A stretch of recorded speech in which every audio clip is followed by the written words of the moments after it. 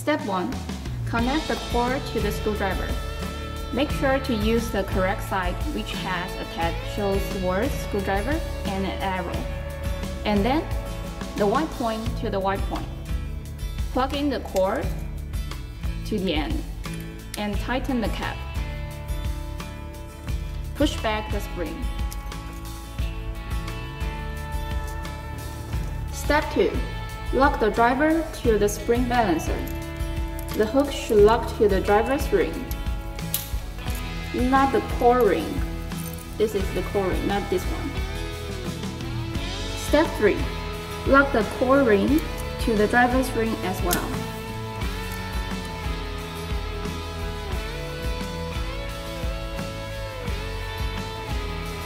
Step 4. Move the fixing point to the appropriate position that the spring will not bend.